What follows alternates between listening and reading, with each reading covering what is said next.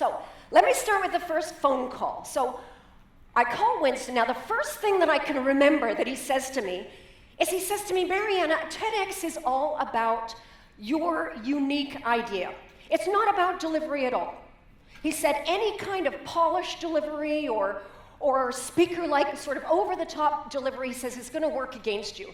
So he says, just no delivery. Put delivery out of your head. And I'm kind of freaking out inside. Like, I'm panicking because before I became a corporate trainer, I was an actor for 15 years. I traveled around Canada on stage. Delivery is very important to me. I rely heavily on delivery to cover for mediocre content. So, you know, and I said to Winston, I said, look, I am not a thought leader, okay? Really, I can't even follow other people's thoughts half the time. And he said, don't worry. He said, this can actually work in your favor. Because he said, one of the problems that we find with speakers is that they tend to think too wide for a TEDx.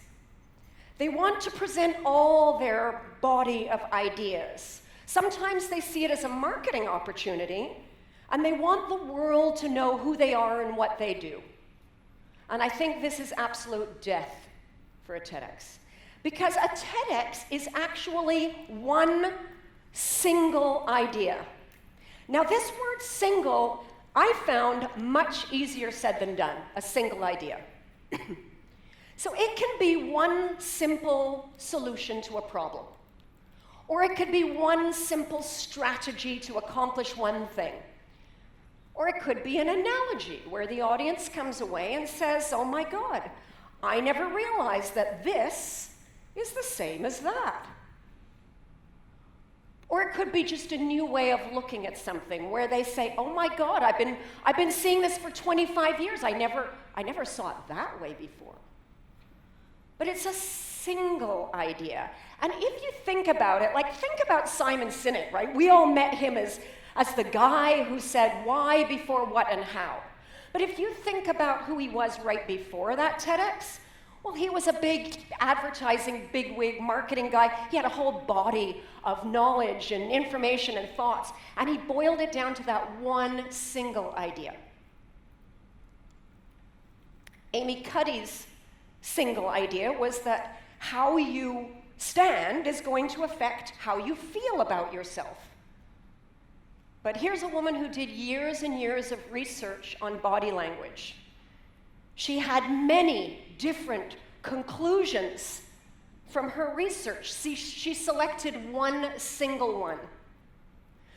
So as a speaker and a trainer, what I did was I thought back to all the training and the speaking that I've done, and I thought to myself, okay, what is that one single idea that when I communicate effectively to audiences or my participants, I can see in their eyes that it matters to them?